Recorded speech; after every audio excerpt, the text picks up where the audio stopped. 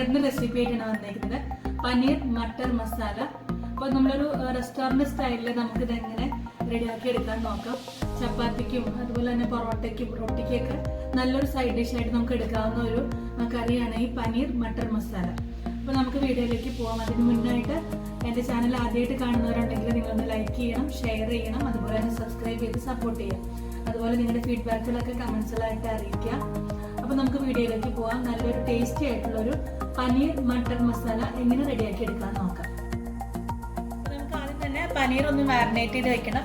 Marinate ചെയ്തതിന് ശേഷം അതൊന്ന് ഷാലോ ഫ്രൈ എടുക്കണം. അപ്പോൾ അതിന് വേണ്ടിയിട്ട് ഞാനിവിടെ എടുത്തേക്കുന്നത് ഒരു 200 ഗ്രാം പനീറാണ് എടുത്തേക്കുന്നത്. അപ്പോൾ നമുക്ക് ആദ്യം തന്നെ പനീർ ഒന്ന് മാരിനേറ്റ് ചെയ്യാം. അതിന് വേണ്ടിയിട്ട് ഒരു വലിയ ബൗളിലേക്ക് നമുക്കൊരു കുറച്ച് മഞ്ഞൾപ്പൊടി ചേർത്ത് കൊടുക്കാം. ഇനി നമുക്ക് അതിൻ്റെ കൂടെ തന്നെ കുറച്ച് മുളക് പൊടി, പിന്നെ ഒരു 1/4 ടീസ്പൂണിൽ താഴെ ജീരകം വറുത്ത് പൊടിച്ചത്, കുറച്ച് ഉപ്പ്, പിന്നെ നമുക്കൊരു 1.5 ടീസ്പൂൺ ലെമൺ ജ്യൂസ്. ഇതെല്ലാം കൂടെ ചേർത്ത് നന്നായിട്ടൊന്ന് മിക്സ് ചെയ്യാം. ഇതെല്ലാം കൂടെ നമുക്ക് നന്നായിട്ടൊന്ന് മിക്സ് ചെയ്യാം. അതിലേക്ക് നമ്മൾ എടുത്തു വെച്ചിരിക്കുന്ന 200 ഗ്രാം പനീർ ചേർത്ത് കൊടുക്കുക. നന്നായിട്ടൊന്നും കൂടെ മിക്സ് ചെയ്തെടുക്കുക. അപ്പോൾ നമ്മൾ പൊടികൾ മിക്സ് ചെയ്യുന്ന സമയത്ത് ഞാൻ ജിഞ്ചർ ഗാർലിക് പേസ്റ്റ് ഇടാൻ വിട്ടുപോയി. അപ്പോൾ ഞാൻ അതും കൂടെ ചേർത്ത് കൊടുക്കുകയാണ്. അപ്പോൾ നിങ്ങൾ പൊടികൾ മിക്സ് ചെയ്യുന്ന സമയത്ത് തന്നെ അത് ചേർത്ത് കൊടുത്തിട്ട് നന്നായി മിക്സ് ചെയ്തിട്ട് ഈ പനീറിൻ്റെ എല്ലാ ഭാഗത്തും ആകത്തക്ക വിധത്തിൽ മിക്സ് ചെയ്തെടുക്കുക കേട്ടോ. അപ്പോൾ നമുക്ക് ഇനി നമ്മൾ മാരിനേറ്റ് ചെയ്ത് വെച്ചിരുന്ന പനീർ നമുക്കൊന്ന് ഷാലോ ഫ്രൈ ചെയ്തെടുക്കാം. അപ്പോൾ നമ്മൾ പൊടികൾ മാരിനേറ്റ് ചെയ്യാനായിട്ട് പൊടികൾ മിക്സ് ചെയ്യണതിൻ്റെ കൂട്ടത്തിൽ തന്നെ ജിഞ്ചർ ഗാർലിക് പേസ്റ്റ് ഇടാനായിട്ട് വിട്ടു പോകരുത്.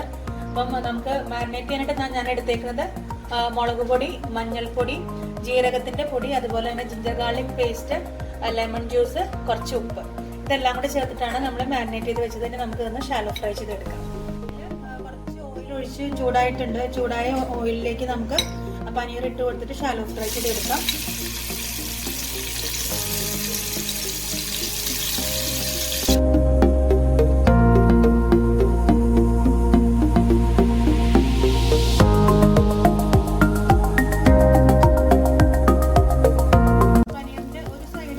ആയി കഴിയുമ്പോൾ ഒന്ന് മറിച്ചിട്ട് കൊടുത്ത് 2 സൈഡും ഒന്ന് ചെറുതായിട്ടൊന്ന് ഫ്രൈ ആയി കഴിയുമ്പോൾ നമുക്ക് എണ്ണയിൽ നിന്ന് മാറ്റായത്.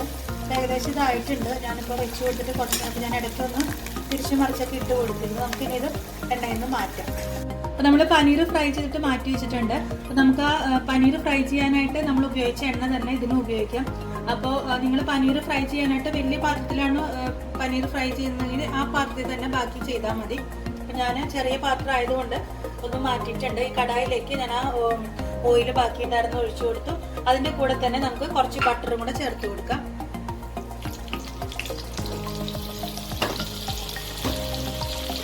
നമുക്ക് ഈ ബട്ടറും ഓയിലും ചൂടായി വരുമ്പോഴത്തേക്ക് അതിനകത്തേക്ക് നമുക്കൊരു 2 ഏലക്ക, അതുപോലെ തന്നെ 3-4 ഗ്രാമ്പു, ഒരു ചെറിയ കഷ്ണം പട്ട, പിന്നെ ഒരു ചെറിയ കഷ്ണം ബേ ലീവ്സ് ഞാൻ ഓൾറെഡി ഇട്ടിട്ടുണ്ട്. ഇതെല്ലാം കൂടെ നമുക്ക് എണ്ണയിലേക്ക് ഇട്ട് കൊടുത്തിട്ട് അതൊന്ന് പൊട്ടി വരുമ്പോഴത്തേക്ക് നമുക്ക് ബാക്കി ഓണിയനും എല്ലാം ചേർത്ത് കൊടുക്കാം. പട്ട ഏലക്കയൊക്കെ ഒന്ന് പൊട്ടി കഴിയുമ്പോഴത്തേക്ക് നമുക്ക് അതിനകത്തേക്ക് ഒരു 1/4 ടീസ്പൂൺ ജീരകം, അതായത് ചെറിയ ജീരകം ചേർത്ത് കൊടുക്കാം.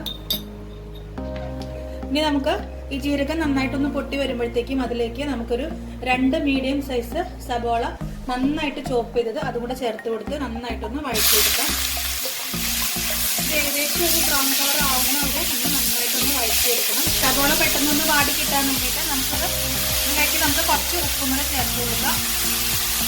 സബോള നന്നായിട്ടൊന്ന് വാടിയ ശേഷം അതിനകത്തേക്ക് നമുക്ക് 1 ടീസ്പൂൺ ജിഞ്ചർ ഗാർലിക് പേസ്റ്റും കൂടെ ചേർത്ത് കൊടുത്ത് അതിൻ്റെ പച്ചമണം നന്നായിട്ട് മാറുന്ന വരെ ഒന്നും കൂടെ വഴറ്റിയെടുക്കാം. നമ്മൾ ചേർത്ത് കൊടുത്ത ഇഞ്ചിയുടെയും വെളുത്തുള്ളിയുടെയൊക്കെ പച്ചമണം മാറിയ ശേഷം ഇനി നമുക്ക് മസാലകൾ ഓരോന്നായിട്ട് ചേർത്ത് കൊടുക്കാം. ഒരു 1/4 ടീസ്പൂണോളം മഞ്ഞൾപ്പൊടി ചേർത്ത് കൊടുക്കാം. ഇനി കാശ്മീരി ചില്ലി പൗഡർ നമുക്കൊരു 1 ടീസ്പൂണിൻ്റെ അടുത്ത് ഇട്ട് കൊടുക്കാം. അപ്പോൾ എരിവ് കൂടുതൽ വേണമെന്നുള്ളവർക്ക് ഇതിൻ്റെ കൂടെ തന്നെ ഒരു 1/2 ടീസ്പൂൺ എരിവുള്ള മുളക് പൊടിയും കൂടെ ചേർത്ത് കൊടുത്താൽ മതി. ഇനി ജീരകം പൊടിച്ചത് ഒരു 1/2 ടീസ്പൂണിൻ്റെ അടുത്ത് ജീരകം വറുത്ത് പൊടിച്ചതും കൂടെ ചേർത്ത് കൊടുക്കുക. ഇനി നമുക്ക് വേണ്ടത് ഗരം മസാല ഒരു 1/4 ടീസ്പൂൺ ഗരം മസാല ചേർത്ത് കൊടുക്കുക. ഇതിൻ്റെ കൂടെ തന്നെ നമുക്ക് കുറച്ച് കസൂരി മേത്തി കൂടെ ചേർത്ത് കൊടുക്കാം. ഇപ്പം കുറച്ച് ഇട്ടാൽ മതി, പിന്നെ നമുക്ക് ലാസ്റ്റ് ഗാർണിഷ് ചെയ്യാനായിട്ടും കൂടെ കുറച്ച് ചേർത്ത് കൊടുക്കാം. ഒരു 1/4 ടീസ്പൂണിൻ്റെ അടുത്ത് കസൂരി മേത്തിയും കൂടെ നമുക്ക് ചേർത്ത് കൊടുക്കാം. അപ്പോൾ പൊടികളുടെ എല്ലാം പച്ചമണം നന്നായിട്ട് മാറിയ ശേഷം നല്ല മൂത്ത സ്മെല്ല് വരുമ്പോൾ നമുക്ക് 2 മീഡിയം സൈസ് ടൊമാറ്റോ ഞാൻ വെറുതെ പച്ചയ്ക്ക് തന്നെ നല്ലതായിട്ട് മിക്സിയിൽ അരച്ചെടുത്തതാണ്. അതായത് നമ്മൾ ചൂടുവെള്ളത്തിലൊന്നും ഇട്ടിട്ടില്ല, അതുപോലെ തന്നെ സീഡ്സ് ഒന്നും മാറ്റിയിട്ടില്ല.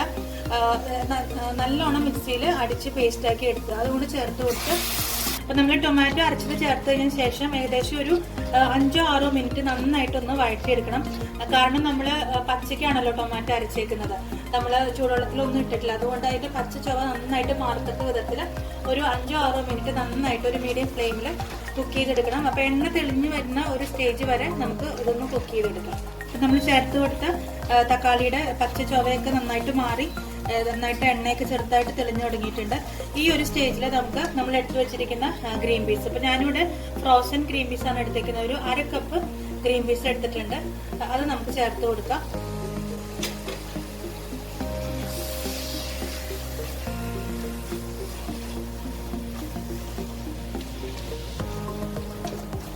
നന്നായിട്ടൊന്ന് മിക്സ് ചെയ്ത ശേഷം കുറച്ച് ഉപ്പ് ചേർത്ത് കൊടുക്കുക. ഗ്രീൻ പീസിന് ആവശ്യമായിട്ടുള്ള കുറച്ച് ഉപ്പ് ചേർത്ത് കൊടുക്കുക. നന്നായിട്ട് ഒന്നും കൂടെ മിക്സ് ചെയ്യുക. ഇനി നമുക്കിതിലേക്ക് ഒരു കപ്പിൻ്റെ അടുത്ത് ചൂടുവെള്ളം ഒന്ന് ചേർത്ത് കൊടുത്തിട്ട്, ഞാനൊരു 1 കപ്പ് വെള്ളമാണോ ചേർത്ത് കൊടുത്തേക്കുന്നത്, അത് ചൂടുവെള്ളമാണ് നമ്മൾ ചേർത്ത് കൊടുക്കേണ്ടത്, ഒരിക്കലും പച്ചവെള്ളം ഒഴിച്ചു കൊടുക്കരുത്. ഇനി നമുക്കിത് അടച്ച് വെച്ചിട്ട് ഗ്രീൻ പീസ് ഒന്ന് വേവുന്ന വരെ നമുക്കൊന്ന് വെയിറ്റ് ചെയ്യാം. അപ്പോൾ നമ്മൾ ഗ്രീൻ പീസ് ചേർത്ത് കൊടുത്ത് നമ്മൾ അടച്ചു വെച്ചിരുന്നു കുറച്ച് നേരം ഒന്ന് വേവാനായിട്ട്. നമുക്കൊന്ന് തുറന്ന് നോക്കാം ഇത് വെന്തിട്ടുണ്ടോ എന്നുള്ളത്. ഇപ്പം നന്നായിട്ട് എണ്ണയൊക്കെ ഒന്ന് ചെറുതായിട്ട് തെളിഞ്ഞു തുടങ്ങിയിട്ടുണ്ട്. ഗ്രീൻ പീസൊക്കെ ഒന്ന് വെന്ത് കിട്ടിയിട്ട് ഇനി നമുക്കിതിലേക്ക് നമ്മൾ ആദ്യം തന്നെ ഫ്രൈ ചെയ്ത് വെച്ചിരുന്ന പനീർ നമുക്ക് ചേർത്ത് കൊടുക്കാം. നന്നായിട്ടൊന്ന് മിക്സ് ചെയ്യുക. അടുത്തതായിട്ട് നമുക്കിനി ചേർത്ത് കൊടുക്കേണ്ടത് കാഷ്യൂനട്ടിൻ്റെ പേസ്റ്റാണ്. അപ്പം ഞാനൊരു 8 കാഷ്യൂനട്ട് വെള്ളത്തിലൊന്ന് സോക്ക് ചെയ്ത് വെച്ചിട്ട് നന്നായിട്ട് പേസ്റ്റ് പോലെ അരച്ചെടുത്തതാണ്. ഇതും കൂടെ നമുക്ക് ചേർത്ത് കൊടുക്കാം.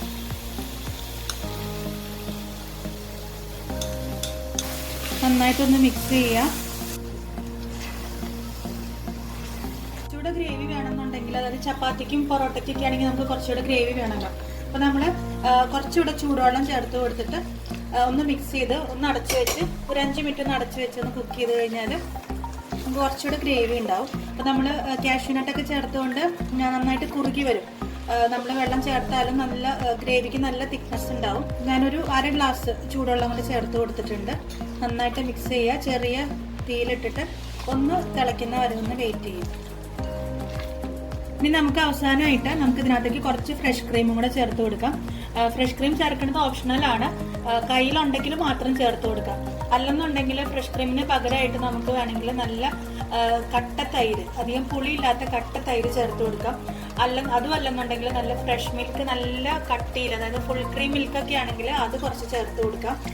അതും അല്ലെന്നുണ്ടെങ്കിൽ നമുക്ക് ചേർത്ത് കൊടുക്കാൻ പറ്റുന്നതാണ് നമ്മുടെ മിൽക്ക് പൗഡർ ഉണ്ടല്ലോ, നല്ല മിൽക്ക് പൗഡർ ഒരു 2-3 ടേബിൾ സ്പൂൺ ഒരു 1/4 കപ്പ് വെള്ളത്തിൽ നല്ല തിക്കായിട്ട് മിക്സ് ചെയ്തിട്ടിട്ട് അത് ചേർത്ത് കൊടുത്താൽ നമുക്ക് ഏകദേശം ആ ഒരു ഫ്രഷ് ക്രീമിൻ്റെ ആ ഒരു എഫക്റ്റ് തന്നെ കിട്ടും.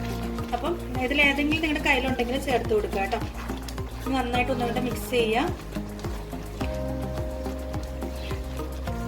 നമ്മുടെ പനീർ മട്ടർ മസാല റെഡി ആയിട്ടുണ്ട്. ഇനി അവസാനമായിട്ട് നമുക്ക് കുറച്ച് മല്ലിയിലയും അതുപോലെ തന്നെ കസൂരി മെത്തിയും കൂടെ ചേർത്ത് ഗാർണിഷ് ചെയ്തിട്ട് എടുക്കാം.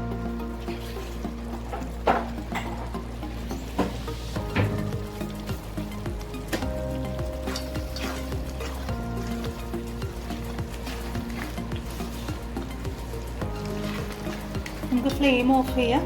സർവിങ് ബൗളിലേക്ക് നമുക്ക് മാറ്റാം.